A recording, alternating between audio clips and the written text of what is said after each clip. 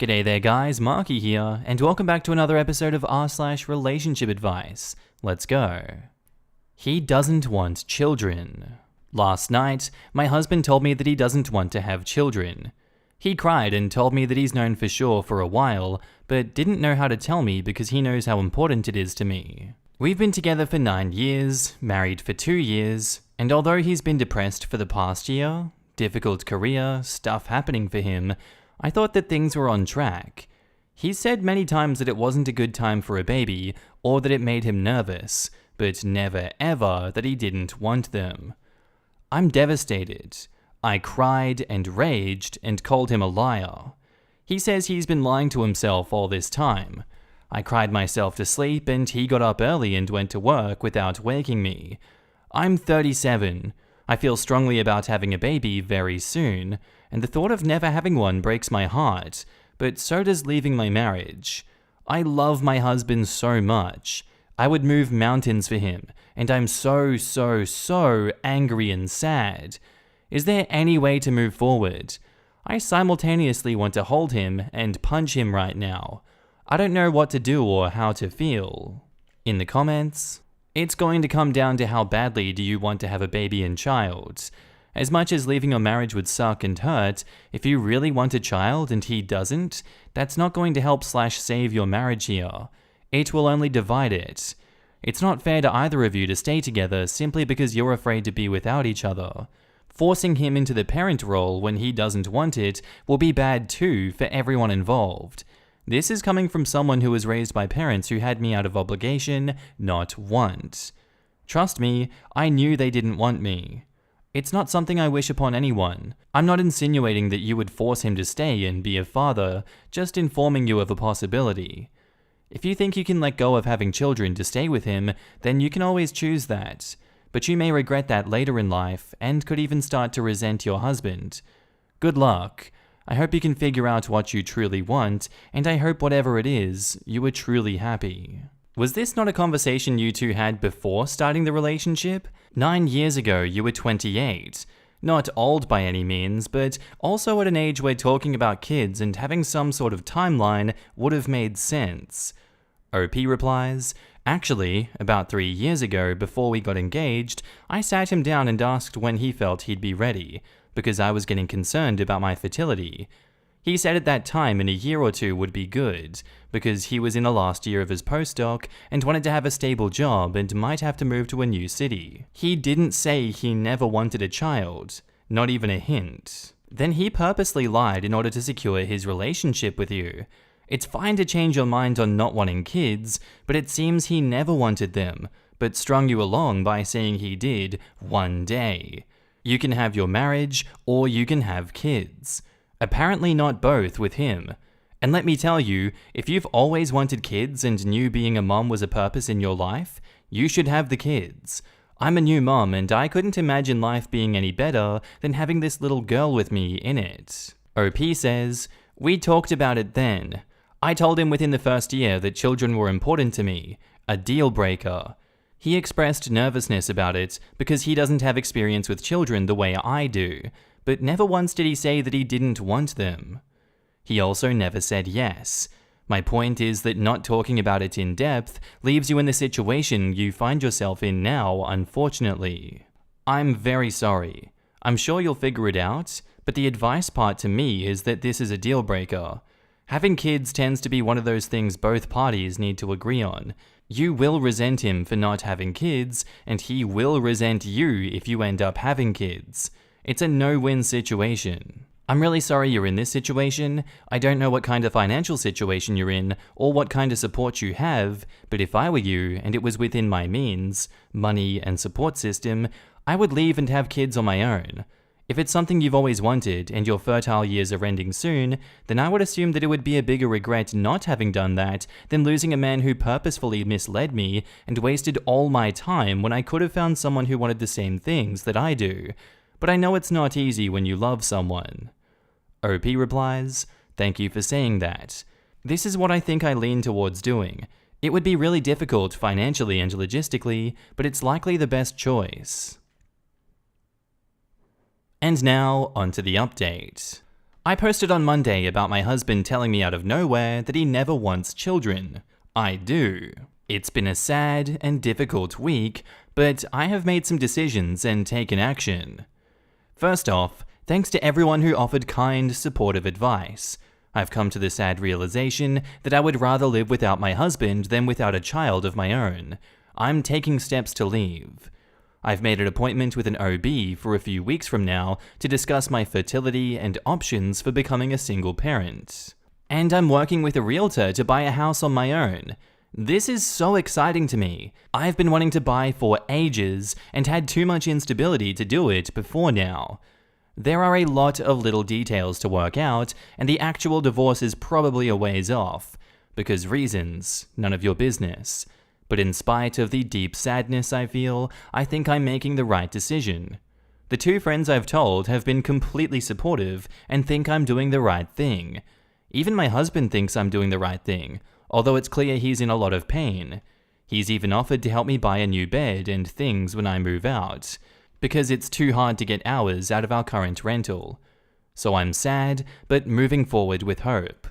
Finally, to everyone who said I'm too old to have kids, go F yourself. In the comments, do not buy a house until you are separated, and keep proof of your separation or your husband will be entitled to 50% of your house. OP says, thanks for this advice.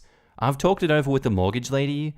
I don't know what's her proper title, I'm totally new to this whole thing, and she has some paperwork to sign and notarize that says he won't claim half the house.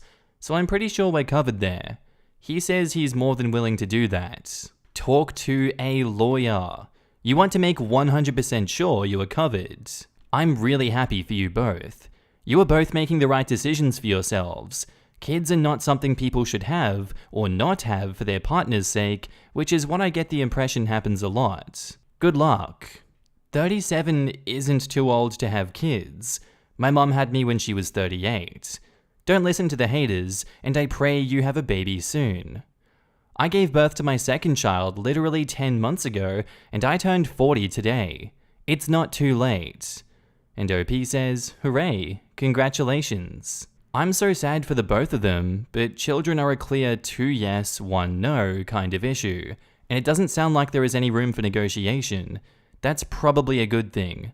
No one wants to make a spouse feel pressured into a life-altering decision, the consequences of which will be with you forever.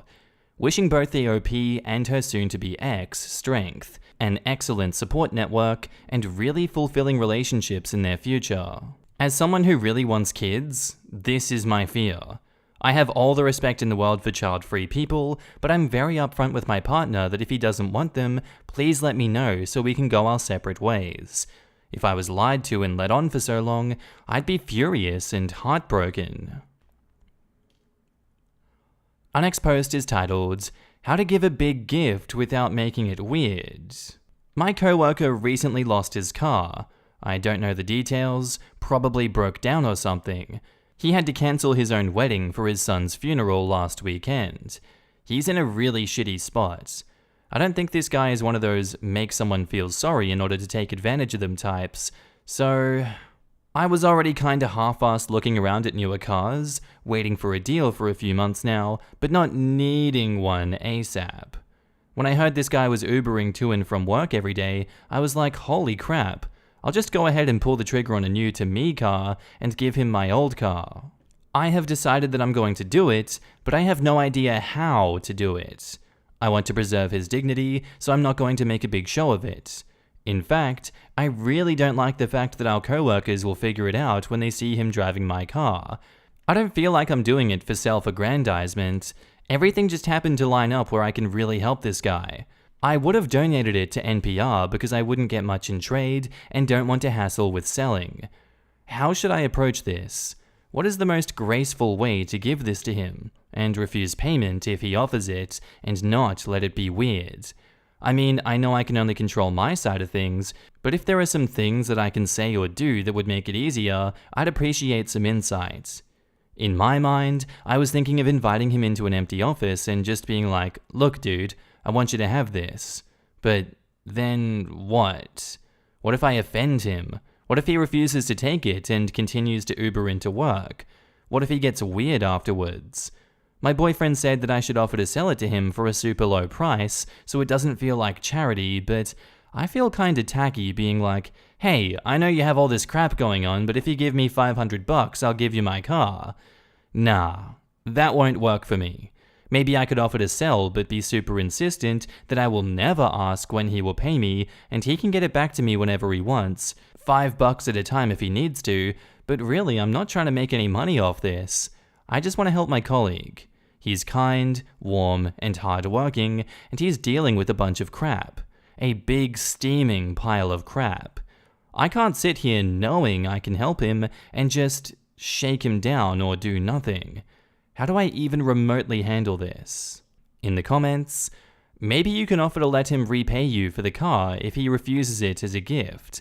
Something like, I'm in the position where I don't need my older vehicle anymore. I'd like you to have it. You don't owe me anything. If he says he can't do that, offer to let him pay you back for the car in no time frame, a very small amount. Like half or a fourth of a blue book value, downplay its value hard, and stress that he does not owe you anything. Alternatively, he can pay you back in other ways. Maybe he has a skill that he enjoys sharing. Some people just can't accept not earning things. OP replies, yeah, I was kind of thinking something like that. It's an 08 Elantra and in perfect condition. I think I could get $1,200 for it, but in the condition now, I wouldn't feel right asking for more than like $800 or $900. There's nothing mechanically wrong with it. I've put quite a bit of money into it very recently.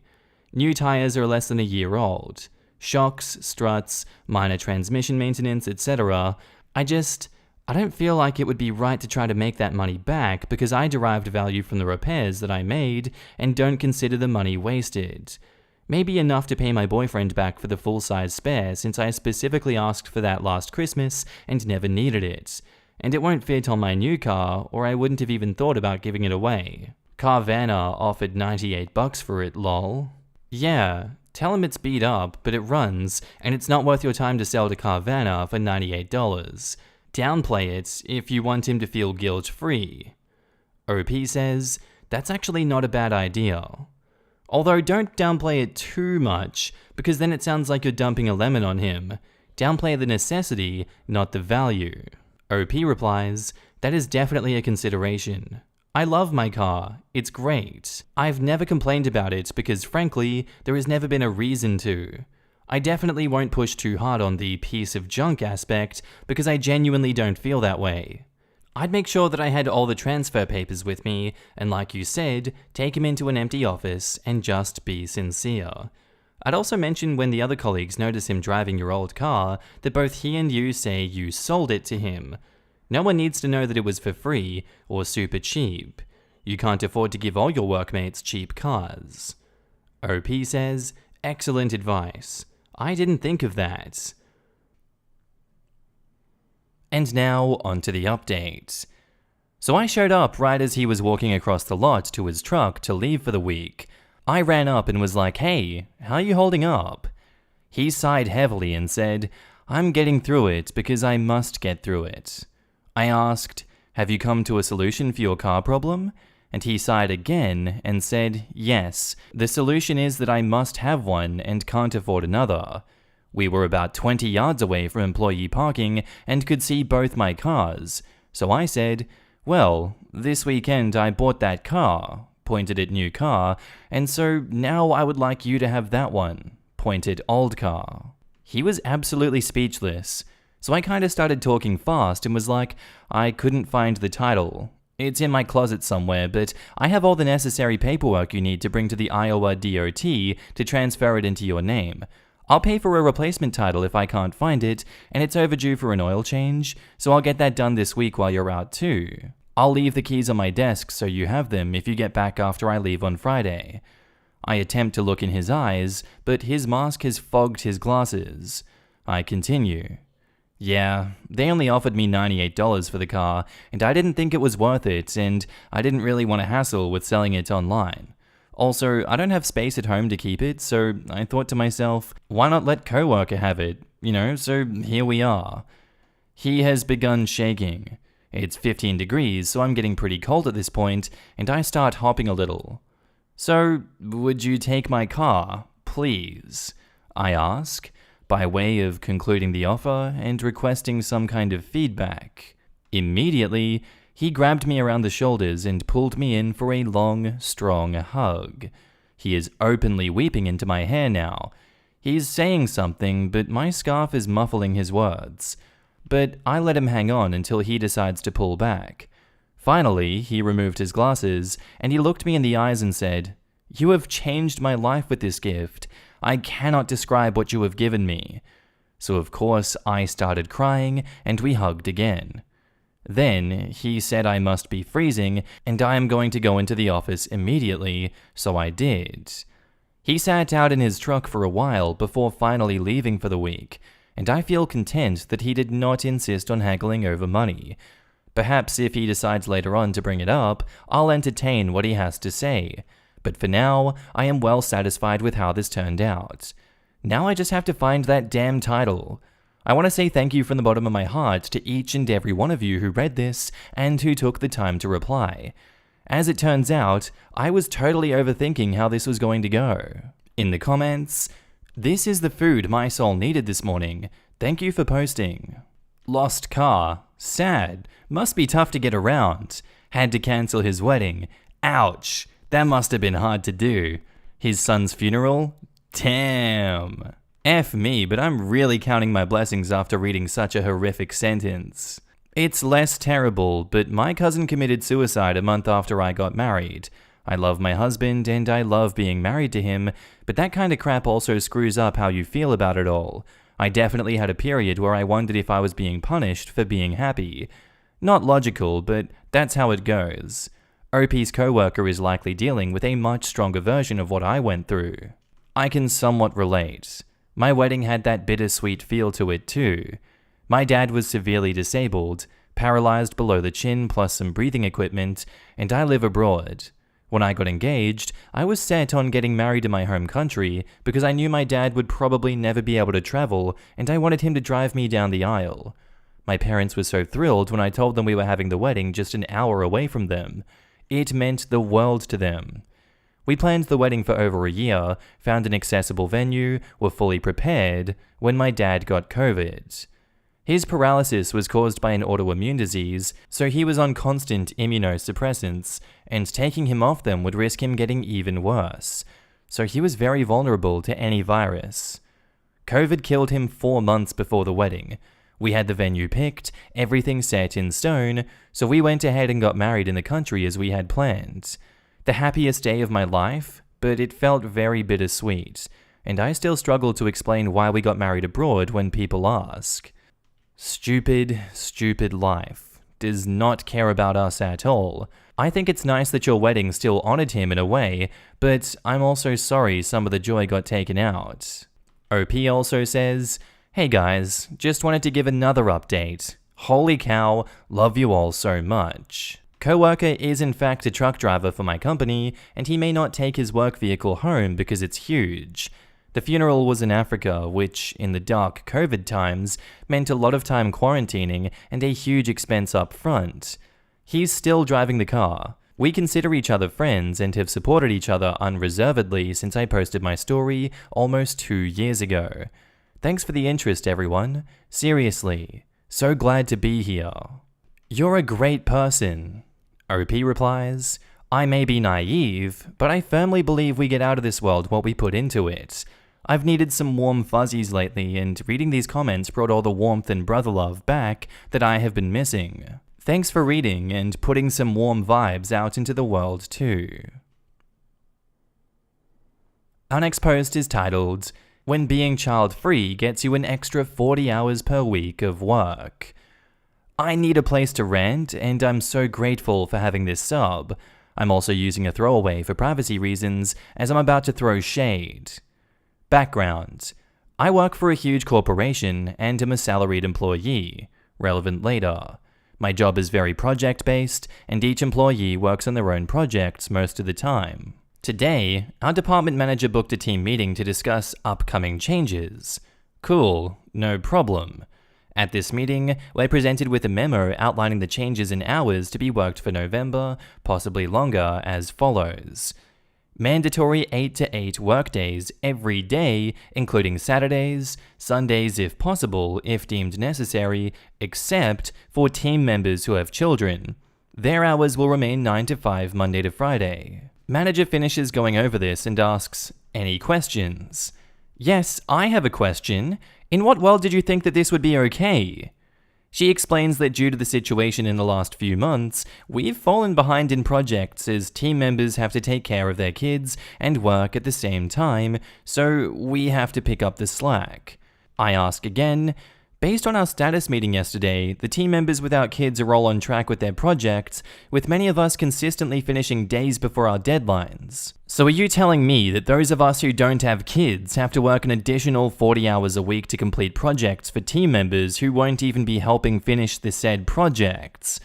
She responds with, "I'm struggling to understand why this is such a big issue for you." Excuse me, what? I ask my fellow child-free team members if they're okay with this. All of them say no. The ones with kids are completely silent, of course. I tell her that it's absolutely insane that she thinks this is even close to being okay. She just blinks at me. Then I ask her if she'll also be working these hours with us. Of course, it's a no. She has a child. A frickin' 18-year-old, mind you. I was ready to throw my laptop through the window at this point. She then just ends the meeting. I'm fuming. I regroup with my fellow child-free team, and we agree that this isn't about to happen. I email the manager right after to let her know that we will be requesting a meeting with HR and the legal departments to discuss our employment contracts and hours we're being forced to work simply because we don't have kids. I know damn well that this is frickin' insane and against all employment policies within the company. She proceeds to call me and tell me there is no need to go to HR and legal, and we can resolve this internally. But no, we can't. You dismissed me and didn't even bother to listen to 12 other team members that you plan to work to death without any sort of additional compensation. She then says, "Well, you're salaried, so there's no need for additional compensation." If only I had the ability to choke her through the phone. I collect myself and tell her, in the most professional way that I could muster, that we can discuss this with the HR and legal, and I end the call.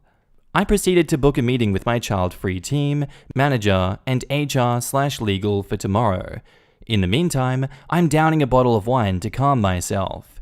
I might end up unemployed tomorrow, but I'm not letting this go. This is the hill I will die on. End rant. In the comments, "She doesn't have a child either if her child is 18. I hope she gets fired and you get promoted." Edit to add, "Make sure that you told her that you tried to address this internally, but she ignored your and everybody else's complaints at the meeting and then ended the meeting. Later, she tried to discourage you from going to HR, which is set up exactly for this purpose. So you've lost confidence in her ability to manage a team. Yes, she has illegal adults. Call me an asshole, but a teenager can already manage their time if you taught them correctly how to do it by giving them routines early on and integrating them in some decisions so they get a feel for it. Yet somehow, everyone here with a child, teenager, or young adult gets treated as if their child is so young that they need constant supervision. How very convenient. If HR and other proper methods don't work, how about the whole group do work really slow or not at all? Then let's see who will pick up the slack. Yes, just pretend to work until after you all find new jobs, then who's gonna do all the extra work?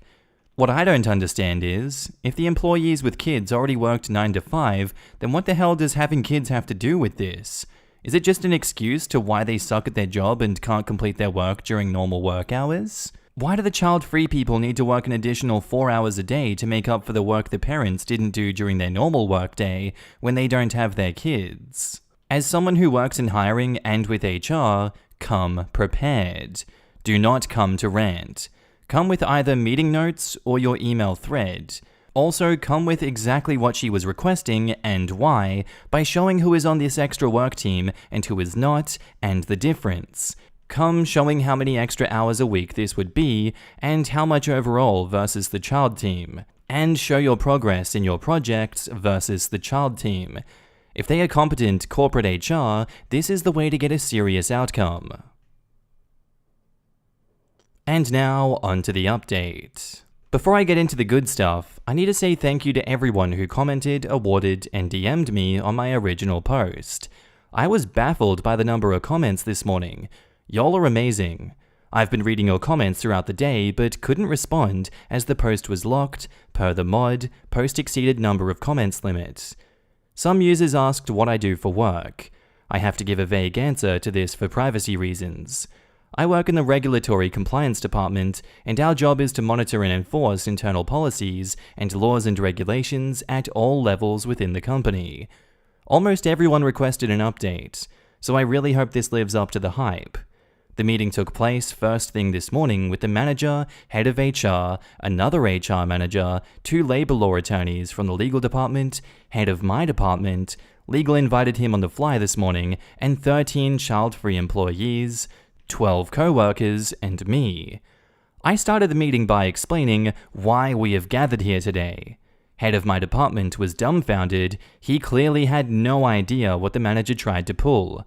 Legal went through the rules of discussion, wait your turn to speak and such. I was the first to make my case, and my approach was simple. Show proof, show policy, explain why the policy was violated and therefore can't be enforced. Boring! Yes, I know, but if that didn't work, I had other points on reserve to bring up. Side note, I really wanted to go out and lose my filter and say what I was really thinking, but as we know, that would get me nowhere. So I presented the manager's memo and company's overtime policy, which clearly states that mandatory overtime must be 1. Mandatory for all members of the department, hourly and salaried. 2. All members must work equal numbers of OT hours. 3. Must be approved by the head of the department. If any of these conditions are not met, management can't impose it and should ask for volunteers to work overtime instead. My argument was simple. Managers didn't follow the policy and purposefully targeted the child freeze. Highlights of the crap show that followed. Legal asked head of my department if he approved the memo. Answer was an angry no. I could tell he was livid at the manager. In my head, I'm laughing my ass off. Legal asks manager for her side of the story. Answer, I wasn't aware of this policy. I interject with, I find that hard to believe when 3 weeks ago we did an extensive review with that policy being the main objective, and you were heavily involved with each step. Head of HR chimes in with, I can attest to that. I worked with the manager on this project. Let's be truthful, please. In my head, I'm screaming, take that, beer. Manager says, well, I didn't think policy would apply in this case. Y'all, it took all my willpower not to cuss her out. All of a sudden, her memory came back, and now she's aware of the policy? Legal stepped in with, are you saying that you, the manager responsible for enforcing policies, honestly thought that those same policies don't apply to you? Ah, yes! Head of my department stepped in with, to manager, still angry AF, you were blatantly wrong here. There is no need to try to justify it. This is obviously very summarized, but the gist is there. Round 1 was a win. Next were some of the child frees who shared emails between them and her, showing your standard shitty manager behaviors and lack of accountability. She just kept repeating, that's not why we're here today. It didn't stop them from going on though. This was very enjoyable to watch. Then, one of the other child frees asked to speak, and let me tell you, this guy showed up with receipts. He spent the entire night creating an analysis, frickin' pie charts and all, to illustrate how many projects were done by the 13 child frees as compared to the 19 non-child frees. How much time was put in by us versus them, how much vacation/sick time was approved for us versus them for the last year. I was shook. His analysis showed that 13 of us did close to 60% of all the work, while 19 of them did 40-ish. Don't even get me started on the rest of the stats. This guy wiped the floor with the manager. I hope he gets a raise because he's my hero. Her response? This company promotes work-life balance and wants families to have time to spend with each other, so it's normal that the employees with kids get time to do just that. I couldn't hold back. I said, yes, you're absolutely right that the company does that. What you're lacking here is the understanding that family includes other people, not just children. In case you are unaware, all of us have families too. HR interjected with, I believe we have enough information here. The child frees, myself included, were asked to leave the meeting so they can deliberate, and we were told they'll circle back with us later in the afternoon. Later comes around, and we're invited to a meeting. This time it's all the same people, but no manager. Head of my department apologized that this ever happened, thanked us for doing the right thing and bringing it to their attention, threw in a few lines about equal treatment, yada yada, and told us he will be taking over the manager duties for the time being. Legal added that the memo is null and void, and made it clear that we will not be working those insane hours. In case you're wondering, the manager was offline for the rest of the day.